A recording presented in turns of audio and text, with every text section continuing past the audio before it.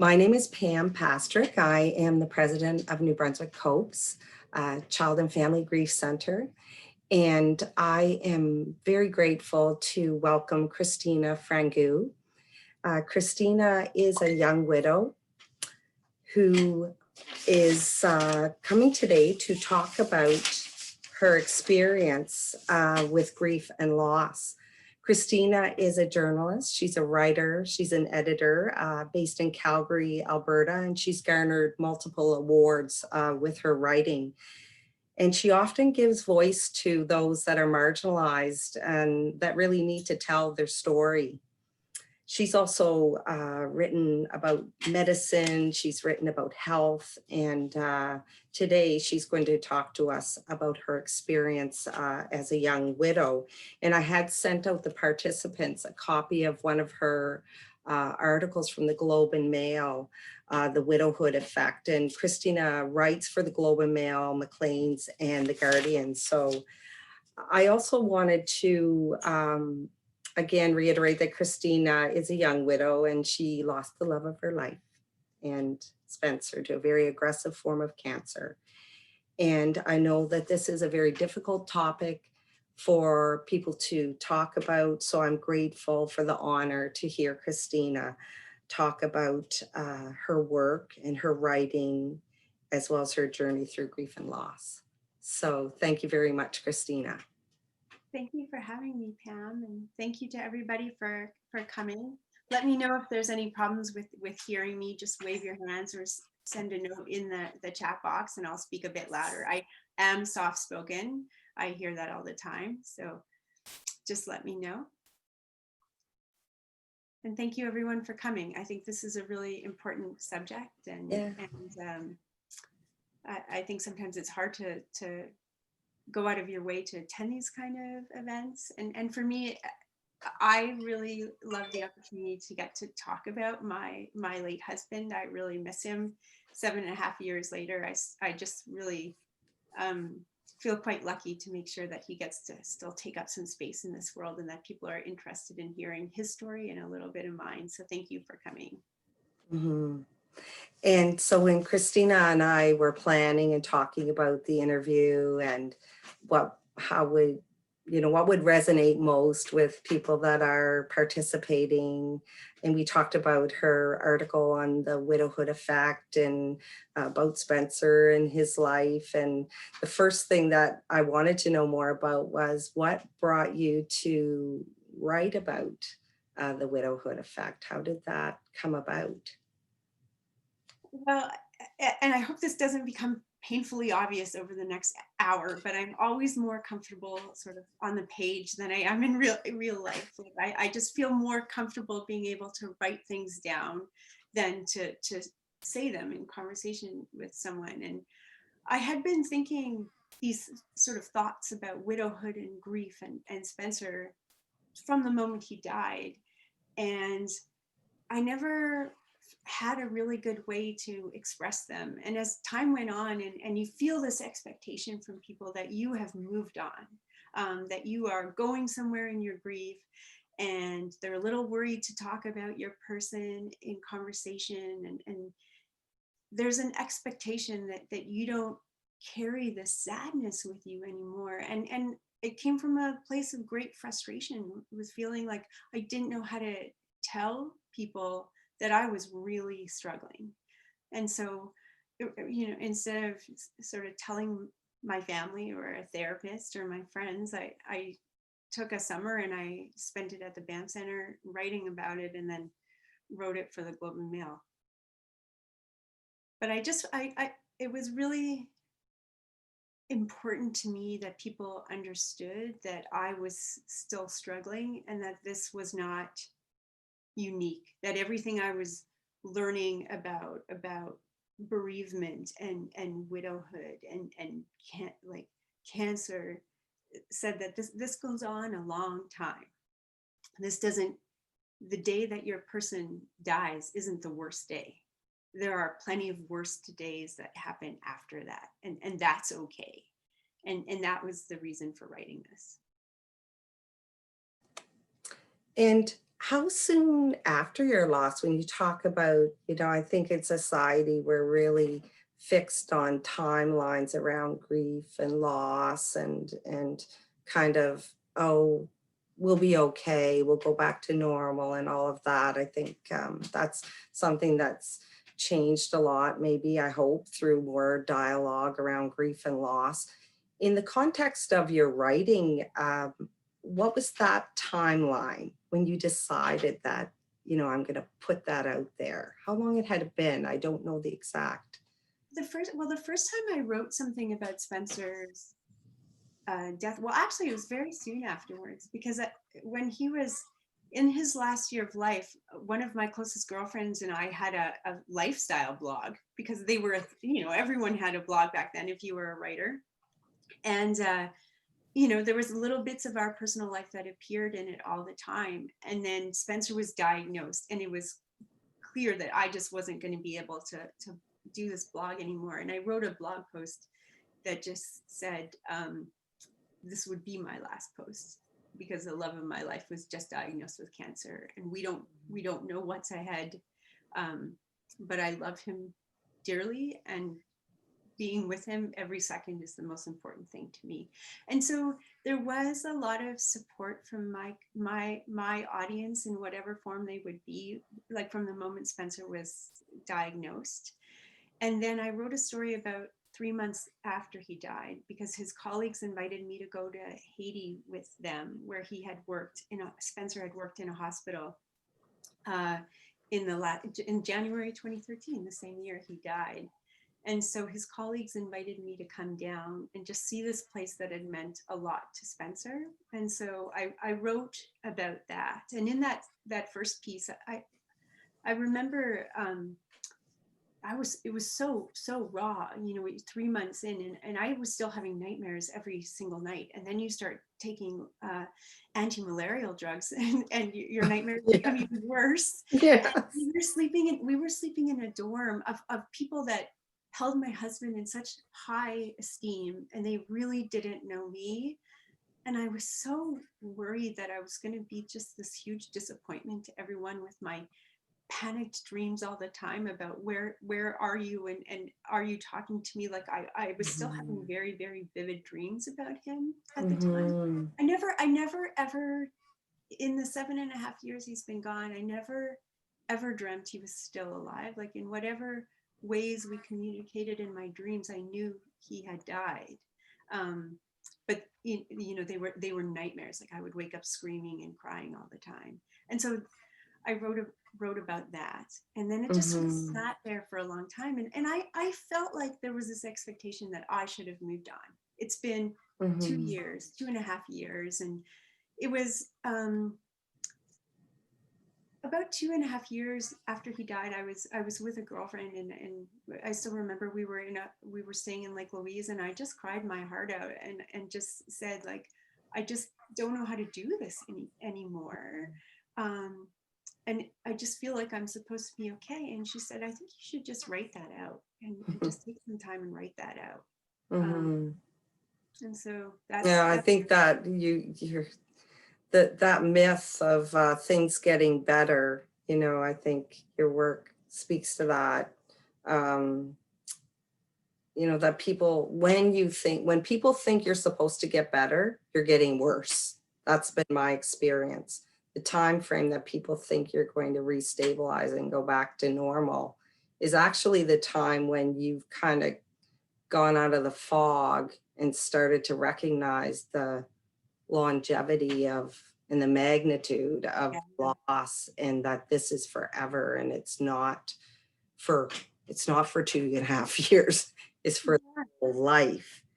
It's ironic that people at the same time are pulling away and kind of moving on, and then actually it's probably much shorter than that. But so you speak to that. I think that's important for for the audience, I guess, to think about, is I'm sure they've experienced it. And like, I remember people said that to me, and one of my good girlfriends said to me, I spoke with someone else who is widowed, and she said she had told my friend that the hardest thing for her was that after a year, everyone sort of moved away, and her support system changed. And my friend said, there's no way we're going to let that happen to you.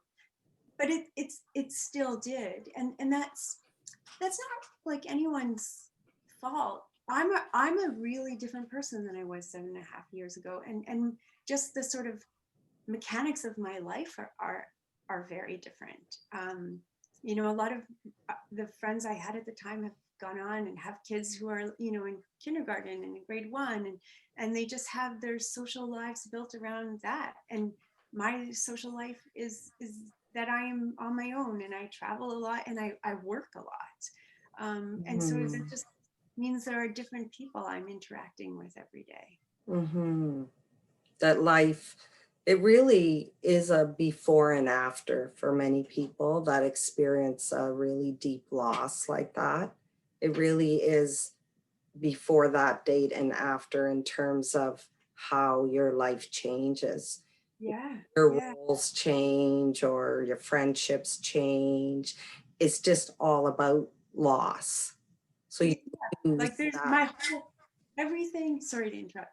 Oh no. But you're so right. And I think when someone has experienced that, you know, that sort of foundational loss, that loss of someone that just changes everything about your architecture, like you always know where you are in life in relation to that time point. I always, at least for me, is 7.5 years out, like that hasn't changed. Like someone can tell me a story from, like we can reminisce about something, and I know, even if Spencer is not a part of what we're talking about, I know whether he was alive or not. You can tell me a political Hmm. event, and I just know whether he was alive or not, because my memory of that is just, was I that person who didn't have that loss, or was I this new person that does have this loss? Mm-hmm. And I think that transformation of self, of relearning the world around you after significant loss. And that is an author, so I can't, it's Thomas Attic who writes about relearning the world, but it's that idea that we're starting over and we have to navigate something that we've never had to navigate remotely. Like there's no template, and I think early in loss, people really struggle trying to find the meaning around the loss and trying to, journal. I used to journal and I used to read and I used to talk and I would do it because I wanted to know why. I wanted to know why this happened to me and how I could fix it. And then I realized that it's not fixable, but I can learn to live with it. I can develop some coping skills and move through it.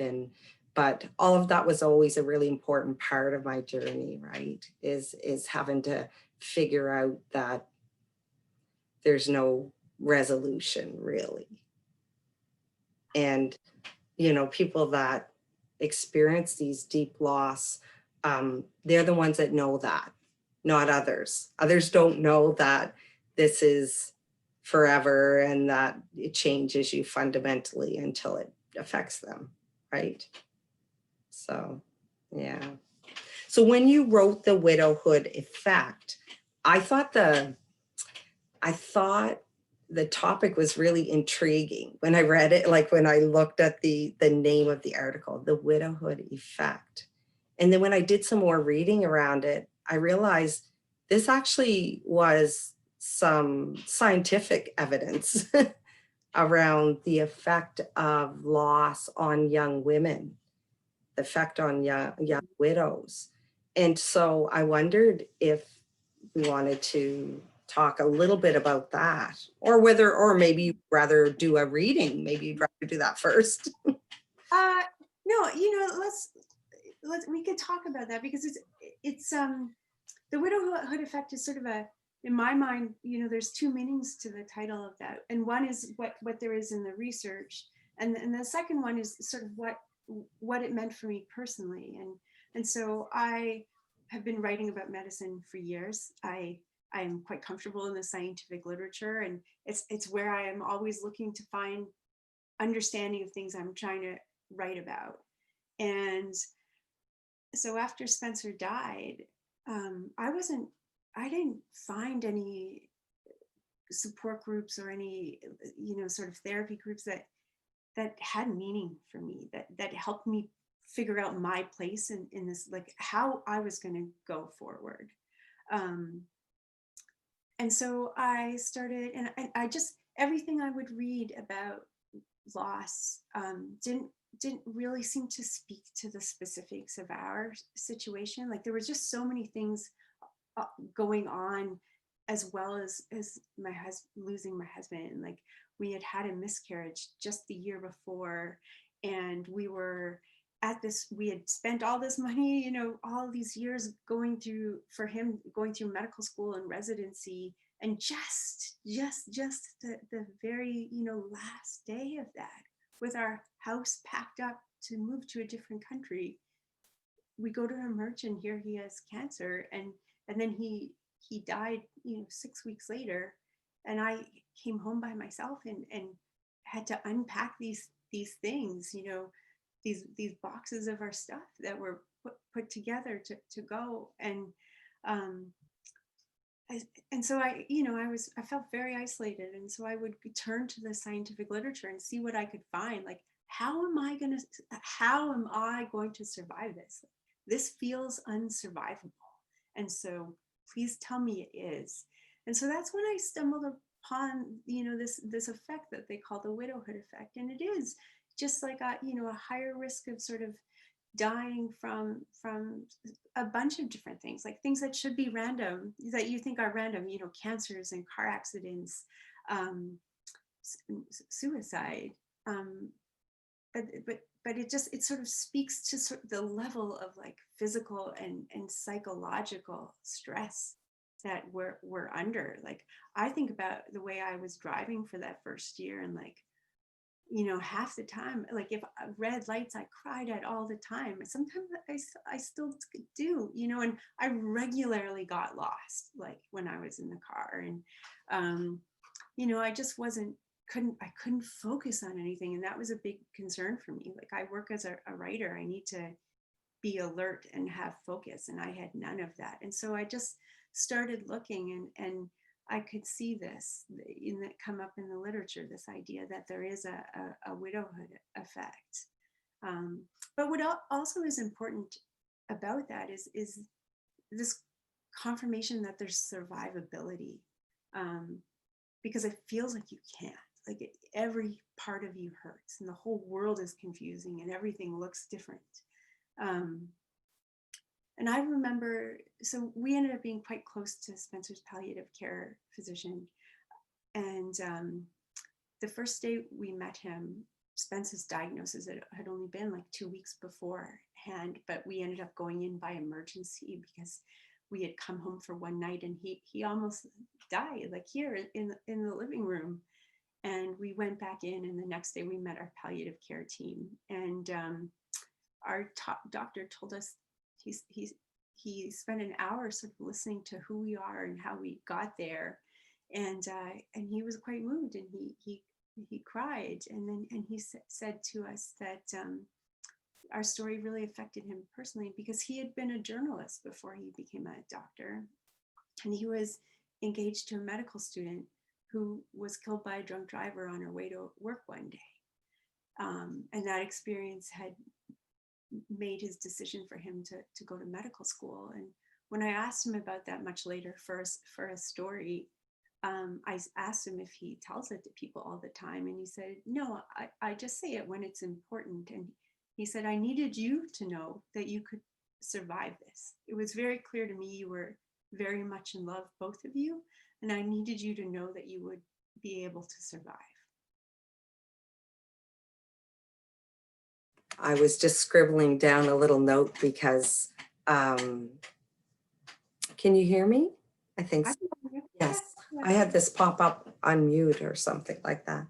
I think I just love listening to the story, just because I think it resonates with a lot of people that are here. But that idea that it was a connection with someone who had a similar lived experience provided you with some hope that you could get through it. And Yeah. I mean, that's why, you know, you feel so isolated when you're going through these things. And when you see somebody that would understand, you just gravitate like directly to them. And, you know, because you feel a sense of, oh my gosh, maybe they're okay. They seem like they look okay. Maybe I'll be okay too. And, you know, that stood out for me in that story, is that idea of connecting with other people. And I wondered if there were other things that helped you in terms of trying to navigate all of this grief and this loss that was anticipatory somewhat, but it was so short. Yeah, it That was was. like a sudden, that's like a sudden loss, really. Yeah, it's like a slow setting. It's 42 days, you know, and 42 days from going from being like a superb athlete that I couldn't Mhm. drop on a 5 mile run to someone who looked completely different and then was gone. Like it's, you know, it's 6 weeks. Mhm. And so for me, reading is always a big one. And so like I read a, I'm a writer, like I read all the time, but I could only read books by people who seemed to understand what it was like to have this kind of a loss. And actually Cheryl Strayed talks about it in her book, where she said, you know, you recognize people, you meet people who also have this loss that you thought you could not survive, and you grab onto them because they understand. And so, you know, all the great ones, sort of Joan Didion and Joyce Carol Oates, like they meant more to me than any therapy. I Mhm. really poetry, like I couldn't concentrate on long books, but I found real solace in poetry and do to this day. um, Mhm. and then for me, being outside has always been where I feel best, and I spend a lot of time with my husband in the mountains, outdoors, and so that's really how I dealt with things. You know, for me, Mhm. there was some consolation in separating myself from interacting with other human beings too much. And other people have very different experiences, but that's just how I deal with tough Mhm. times is Mhm. books and the outdoors.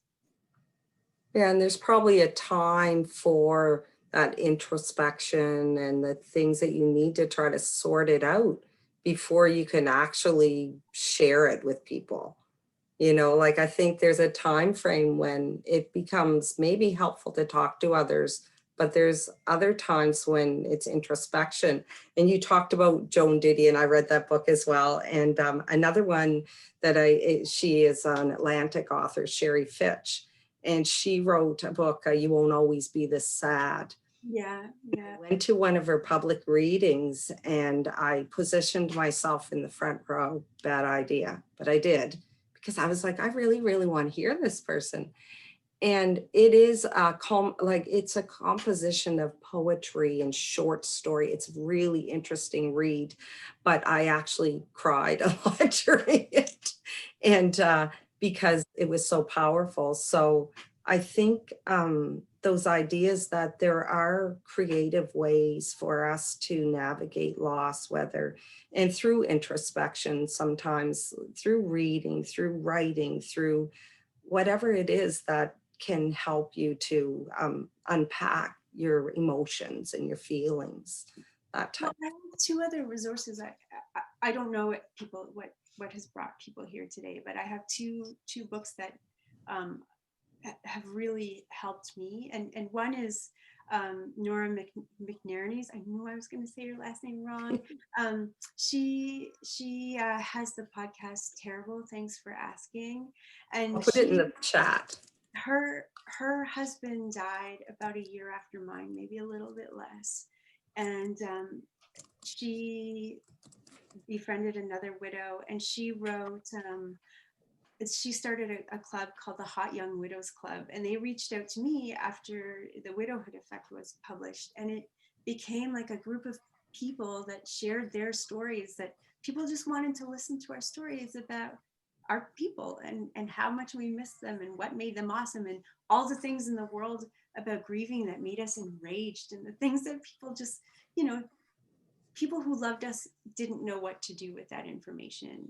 And so Nora went on from there to have this podcast. She also has a book called the Hot Young Widows Club, and it's just that it's okay to be bad, and it's a lot of shared experiences of people. And the other one I really love is It's Okay Not to Be Okay by Megan Devine. Yes, I've heard of that I one. might Yeah. again, I see Jana giving a thumbs up. And I might again be mispronouncing the last name, but it's just It's wonderful. okay to not be okay, right? And it's Megan Devine. Yeah. And she actually has Website. writing workshops about grief. I haven't taken one, but I think that, you know, I love her writing, and she's really honest. Like, and she speaks to what we're talking about here, that, you know, this bad thing doesn't happen to you and then you just move on like it's no big deal. Like, you move forward with this loss that changes you, and you just hang on to it always. Doesn't mean you're always paralyzed by it, but it never disappears. That's right. Someone told me an analogy, and it's very simple, but it made sense. And sometimes I tell children this because I do some work with youth and children, that grief is a little bit like a stone, and you carry it in your pocket. And sometimes it's always there. Sometimes you can barely feel it. It's like it's there, you know, it's there, but it's not. And there are other times when the rock it's pointy and it kind of pokes you, and you're like, yes. Sometimes it's painful, but it's the idea that we carry the love and we carry the grief coexistent with us through our journey, and that's okay. That is the way it is for many, many, many people. Well, So there's a saying too that grieving is my last act of love for you, mhm. and I think that's true. I have a hard time separating the emotion of grief and love. I don't know, because it's like one piece is really sad, but the sadness is always connected sometimes to something that I loved about the person. So it's like sometimes I find it hard, like that connection is very, similar to me sometimes. But Yeah. I wondered if you could talk a little bit before we open this up to questions, maybe just a few minutes, about what it's been like to move through different triggers. So for example, I mean, I think there's lots of triggers that people have around grief, but one of the things that people struggle with is, how do I get through Christmas? How do I get through holidays, Hanukkah, whatever? How do we get through these really important events that families are at? And what has been your experience? And Like I want to preface this by saying, like, this year is going to be so hard, and like in multiple ways, for people who are grieving. And again, like, if this is your first Christmas without your person, like, I wish that things were different. You know, my Christmas has always been a struggle for me. You know, Spencer and I had like he was like, it was like being married to a little kid. Like, he really loved Christmas, and unless the snow was really good, and then Christmas presents and all the celebrations would just be postponed until we were done skiing. That was kind of the way his family was, but he loved it. And perhaps because we started dating when he was in medical school, he always had this big holiday over Christmas. So it was like kind of our time. And then we just collected Christmas ornaments from our travels. Like, we tried not to accrue too many belongings, because we knew that we were going to be moving a lot as he finished his training. And so we had, everywhere we went, we would buy a Christmas ornament, or every time something significant happened to one of us, we would buy some sort of ornament that had like a secret meaning to the two of us. And we would set up a tree together, drinking wine and just sort of going through all these events in our lives. And I'll tell you, the box is still in my parents'. I have not opened it, and I have not set up a tree. And this is the first year that he was gone. My sister and so my sister, I have two sisters, and I'm really close to both of them. One is a psychiatrist, which has been helpful to me in some ways not, because she's always reminding me not to catastrophize and all those other things that you need sisters to let you do sometimes. But the one sister had twins. She was very pregnant with twins. Spencer was dying. This incredibly awkward thing where Spencer's stomach was growing with cancer and hers was growing with babies, and our lives were just, there was so much loss on my side and so much more life than she knew what to do with on hers. And so as soon as the babies, they had passports before they even came, and she said to me, I think we need to do something really different this Christmas. And so we went to Phoenix, and I went hiking all day on that first Christmas, and they just allowed me to pretend it wasn't really Christmas. And then I spent New Year's actually on my own in Utah, and so every Christmas has been like a bit of like inching back into, you know, some of the family traditions, but finding my own in the midst of that. Like now I always go for a run in the middle of Christmas Day, and usually just at the park, or go to the gym, like do something just to get me out of that. And my family's very understanding of it. And I always take a lot of time on Christmas and just, you know, I have my little rituals where I take time and I talk to Spencer, and I sort of check in with him and check in with how I'm doing. And I don't know, like the holidays are really hard, and I think they're going to be really hard for a lot of people. And we need to acknowledge that Christmas and all the holidays can be tough, you know, that it is not a grand time of celebration and joy for everybody. And these family gatherings, online gatherings, in whatever form they take, it's okay to not want to show up. And it's okay to show up and say, this is actually really hard. I actually changed something for myself this year around Christmas as I've learned more and worked more with people. I mean, I've lived experience of loss, but also hopefully helped people and worked with them and whatnot. But rather than say, it used to bother me when people would say, Happy Holidays, Merry Christmas. And I used to think in my head, well, it's not Merry for me, you know. And so now I've said, if I know someone's faced a significant loss, I say, I hope you have a meaningful Christmas. I hope you find some peace and some moments of peace and meaning this Christmas, because I'm not going to use that language anymore. I've decided to just change, because it acknowledges and it validates. And I think with COVID-19 happening and with so much grief, and it's not always grief connected to the physical loss, it's grief for many, many reasons. We're separated, we're isolated from our loved ones and our rituals. And, you know, maybe it's going to be a meaningful Christmas. It's not going to be a Merry Christmas, right? Maybe we're going to find some moments of clarity and, you know, but it's not going to be the same. So, yeah, when you're talking about that. Maybe you just get through it, you know, maybe you just get through it. You know, and I feel like right now, like this is just a time of just trying to get through it, right? Like we're all just working our way through this difficult, ambiguous, odd time, and that isn't going to help anyone who's really hurting. Right.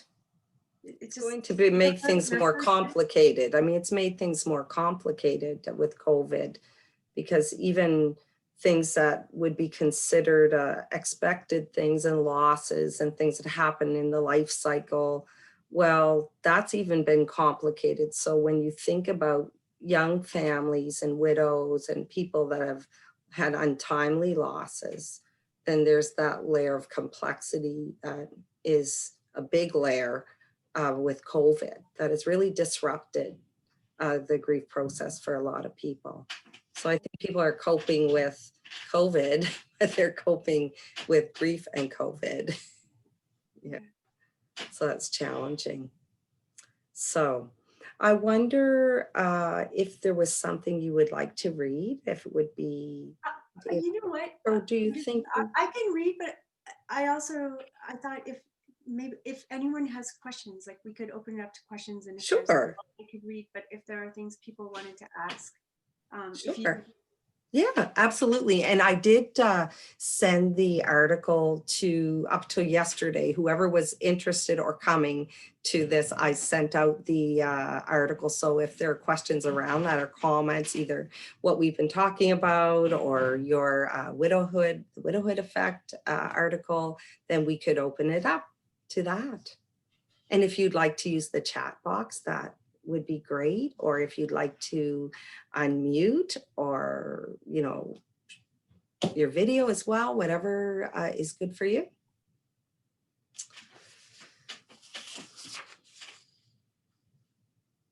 They could be questions, they can be comments. I don't see. Well, I'm happy to. I see somebody's unmuted. Hi. Oh, I know this person. Shauna, so nice to see you. I'm gonna. Hi, it's good. Yeah, great to I'm see trying you. things out with headphones for the first time. So my son's watching a movie, Mulan, and I'm here talking about my tree. Can you hear me okay? Yeah. Yes. Okay. Yeah. This has been such a beautiful experience for me to listen to you speak. And Pam, your questions, it's just been, I just found it amazing. So I read the article and was really deeply moved by how you talk about changing your architecture changes. And that's something that I have been struggling with. My husband passed away very suddenly. He had sepsis. We thought he had a cold. And he passed away within 4 days of us thinking he had a cold. So it was very sudden. So it really resonated with me when you say your whole architecture change. So I find like that was very meaningful for me. I feel like I have a grief library, and I've read every grief book for children and widow, every grief book I'm sure I have upstairs. But that one line really just was amazing for me, because it just sort of validated my feelings and what I'm going through. So I just want to thank you for that. So not really a question, but just a comment. No, thank you. And that means, I think that means a lot for me to hear it. And I think that's why this article like was written, and what I wanted it to do is there are so many of us feeling that way. Like we're just kind of bounced off, our normal orbit, and no one understands. And I'm sorry, like if mine was a sudden, like a slow sudden, yours was like a faster sudden, and 4 days is really fast. And It's very fast. A lot changed very quickly. And yeah. so Can I ask how long ago it was? just 2 years ago. Okay. Yeah. This is our second Christmas. I have two kids. They're 9 and 5. So we try our best to get through, as Pam said. And yeah, we have lots of support. But yeah, so it's nice to have this group. And when you talked about meeting people, I'm in my own widows club of youngish people, and that are in my community in Atlantic Canada. And it's not a great club to be in, but it's a wonderful club to be in for the support. So yeah. Yeah. That's the line of the Hot Young Widows Club too, is like, I'm sorry that you're a part of this club, but we're really glad to have you. And I'm glad you Yeah. came today. Like, Yeah. Thank you so much. anyone else? Thank you, Shauna. Great to see you. Jana, I recognize your name. Is it from Twitter that I recognize your name? Yeah. It's nice to kind of meet you in real life. You too. I really enjoyed hearing you talk. And I wanted to ask you, I wrote it down, you talked about being more comfortable on the page. Mhm. And it's for me. I find that's one of the hardest things for me, is to be able to verbalize all these thoughts that come in layers. So I'd love to hear you talk a little bit about how you would describe yourself as a writer now, how writing changed for you, or how it feels different because of what you've It's so much easier for me to talk about.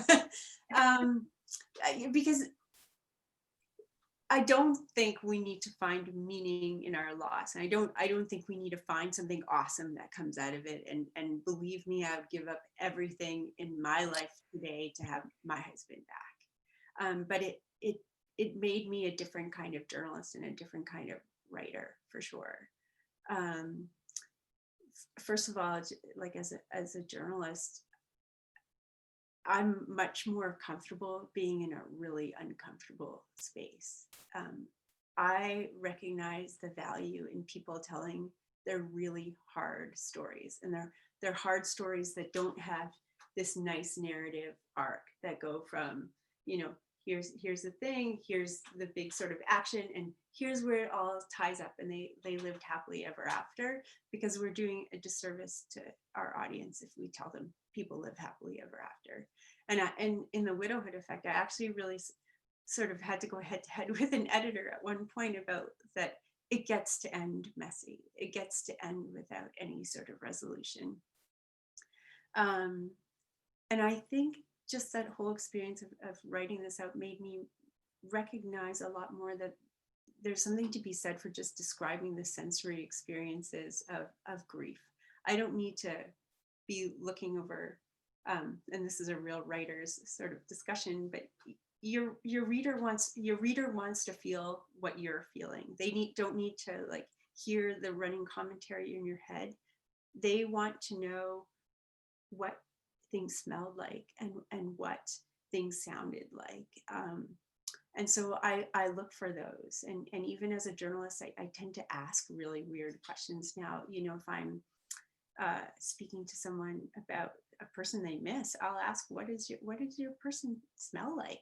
And it's such a weird question unless you really miss somebody. And then it's a really exciting question to have the opportunity to answer. Like, who wouldn't want to say that about someone they love and miss? So those are the main. I think it made me, the experience of writing my story has made me far more sensitive to consequences for my sources. And so I worry a lot about my sources, and have they thought about the repercussions of speaking with me? Have I thought about all the ways that I should be protecting them? Sort of informed consent is a really big part of how I work now as a journalist. Like, this is when this is coming out, this is what it's going to look like. And I don't think I was always as sensitive to that before. Is there anything more specific you wanted to know about writing and grief? No, thanks. That really resonates. It makes me think about, I work for the federal government, and we have a wellness committee in my department that's relatively new. And I encourage them to allow us to have space to share stories. And the committee itself was really uncomfortable with it. So finally, they allowed me to write a piece. And our wellness advisor said, well, it might make people really uncomfortable and make them cry. And I said, yeah.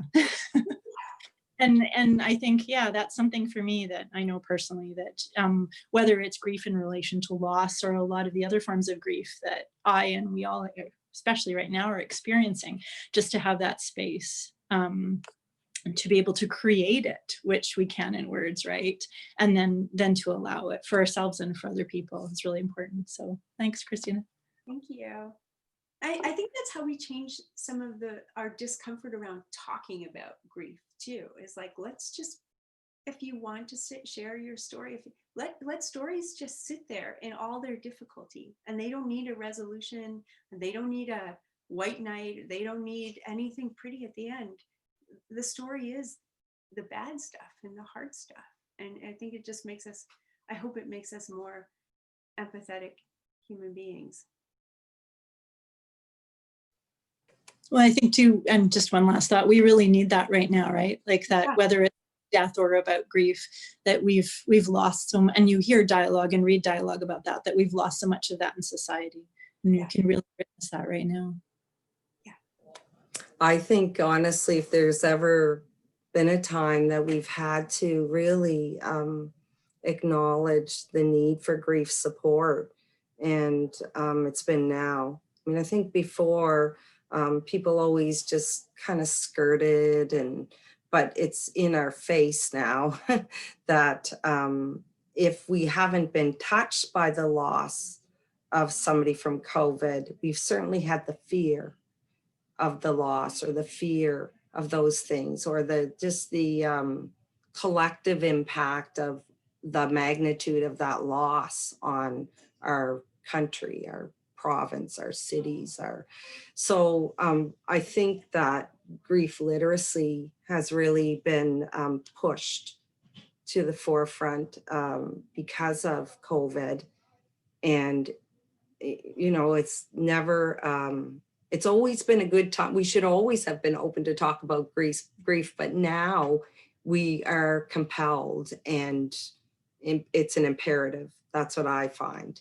In the work with MB COPES that we started, I mean, I've been working in grief and loss for about 6 or 7 years, but with NB COPES, it was because we have to do this right now. Like, this is very timely. People need to know. And even if they can't be in a face-to-face group, they can read about grief and loss. They can listen to things like Christina talking about her work and her story. And that in itself helps people to connect, even with themselves, around their own grief. So, I think all of it's really, really important. I hope it transforms grief work, and that it brings more attention. And I know that Christine is involved with the National Alliance around grief. There's the national, if anyone here is looking for more resources, especially over the holidays, there's the National Grief Alliance and Virtual Hospice. Yes, Virtual Hospice, Canadian Virtual Hospice is a great site, and the Canadian Alliance for Grieving Youth and Children. And those things are very good resources that house literature, videos, those types of things. And NB COPES is starting to have a little bit of a warehouse too of these things in our website. So we're trying to develop that locally as well. But we draw on these experts as well, of course, to inform our work. And there's also the Hot Young Widows Club, sort of morphed. I'm going to put that down. Version when what I was originally a part of, but it still exists. And I just think the world of the people who started that. There is a question here. Have you found that family or friends just want you to be better? I'll read the whole thing out before I say totally. Have you found that family or friends just want you to be better or over your loss? For sure. For sure. And part of it is people who really love you want to be able to help, right? Like, how many times has someone said, I wish I could bring him back for you? Like, which always kind of feels like you need to move on. I'm doing everything I can for you, but I can't.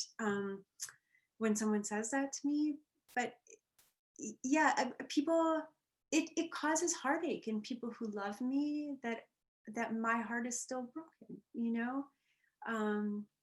and so they would love for me not to, be lonely and miss Spencer and all the sort of consequences that come from losing your spouse. So yeah, and like I remember being like in a restaurant with a friend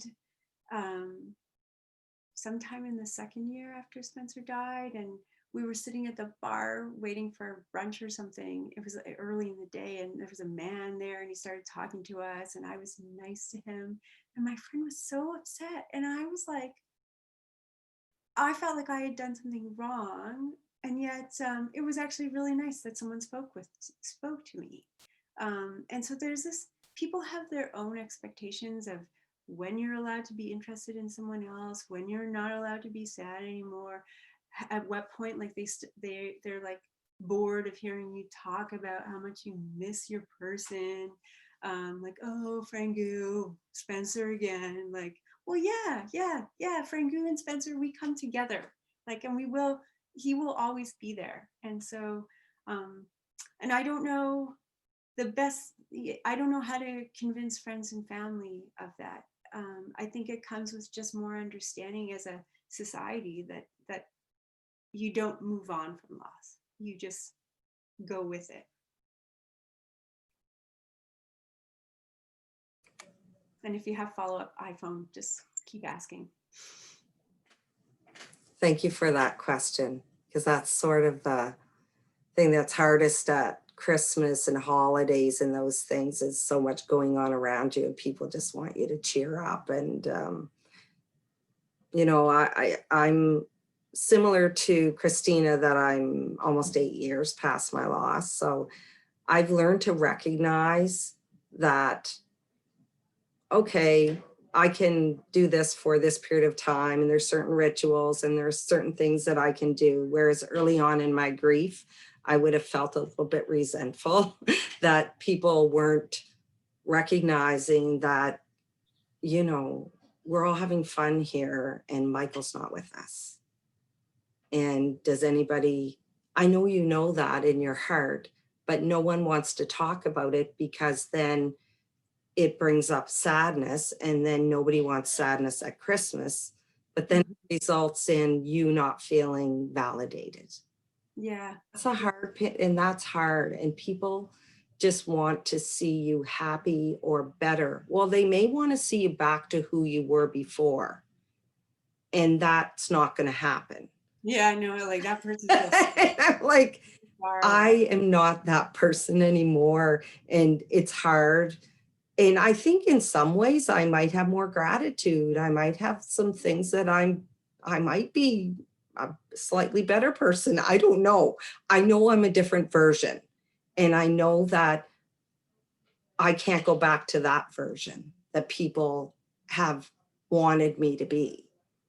Yeah. And they're okay now. But I mean, like, it's that sort of idea. I see that somebody might want to speak. I see. And I'll stop talking. Any other questions?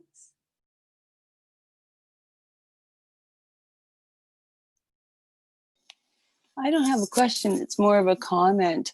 When Pam said that she was inviting you to speak, I Googled your name because I was looking for the article before I got the link. And I actually found the first thing that popped up was your husband's obituary. And I read his obituary, and it just, he just seemed like such a beautiful person, and so many interesting just qualities. And the way you talked about in his obituary, your relationship, it just really touched my heart. And so I so look forward to hearing you speak about your loss.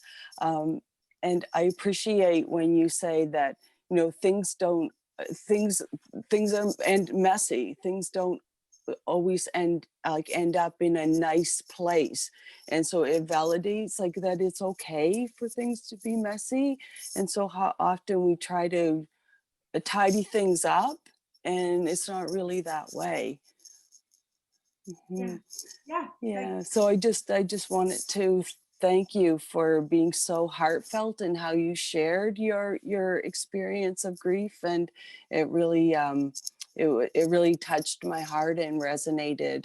And so I wanted to thank you for being so open. Thank you. And it's really special to me that you brought up his obituary. Like he said to me, like, I probably wouldn't have let anyone else write it, to be honest, but he asked me to write it. And he said, I always want you to know that being married to you is more important to me than being a doctor. And that I feel like the greatest accomplishment of my life is that I married you. And so I tried to get that in there. Well, you got it. The same way about him. He was a really So beautiful. Thank you. Do you have a picture of Spencer in the back there? I mean, I've seen Spencer because I read and I also saw, what's that? You can Google Spencer. He has a couple of shots I got from him. Well, this is our wedding picture, and it was like hailing. Yeah, those are his medical degrees, and I don't know. Oh, you have all of his phones shoved in the back of the bookcase there, but. That's beautiful.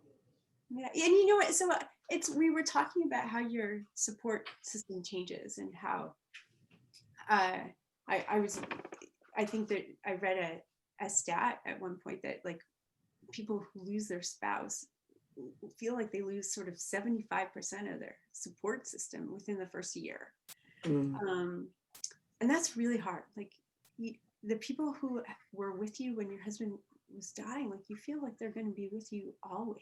And a lot of those people I still consider family. But I don't talk to them every day. But my social network has changed. And I have really amazing friends that actually, you know, a couple of Decembers in a non-pandemic time, we've traveled, you know, around the world, Australia or not Australia, South Africa and Argentina. And they understand that I'm like really struggling in the lead up to the holidays. And so let's sort of drink wine and ride bikes in fancy places. And that, I don't want to make too big a deal out of, you know, good things will come because it's not, you know, there's no trade-off here. But I think there is value in doing this sort of checks in with the things that you are grateful for. And I have really good people have come into my life, and maybe they didn't know Spencer, but they make place for stories about him. And they're willing to listen, and they understand that he's still a part of me, even if they didn't know him. And that really matters to me.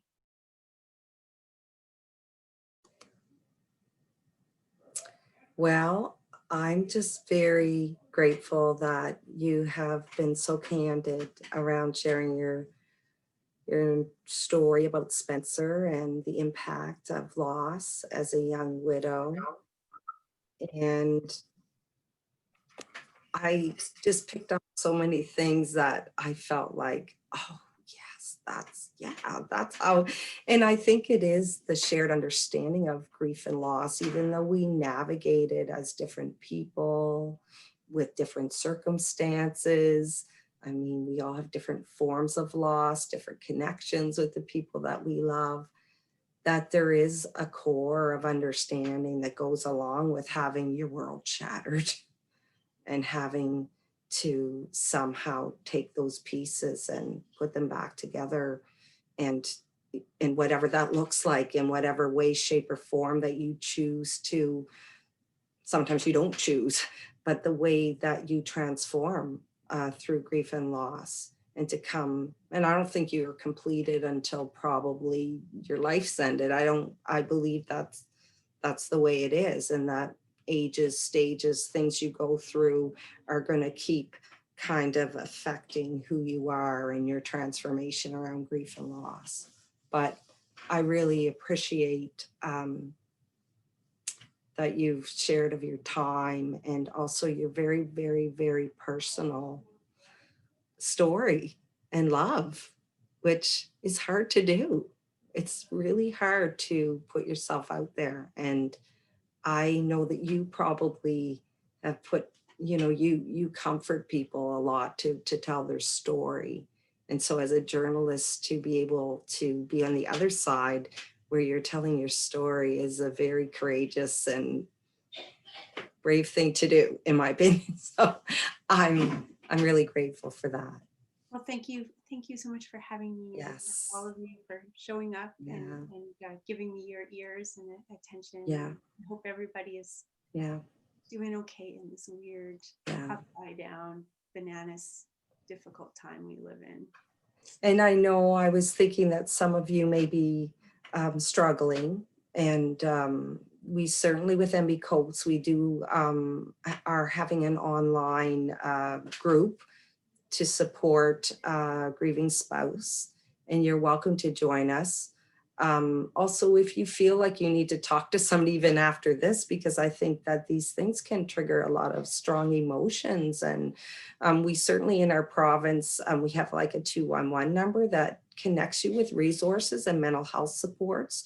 So if you feel like, you are struggling, it's important to, if it's getting that you feel I'm not coping well, I really need extra support, that you reach out to some of the resources or a friend or message me. I'll connect you for sure, because it's hard, and we are stronger together. I believe that. I do. So thank you very, very much. And thank you for all your wonderful comments and questions. Thank you for having me. Thank you for coming, everyone. Okay, I'm going to shut off our recording now. Okay.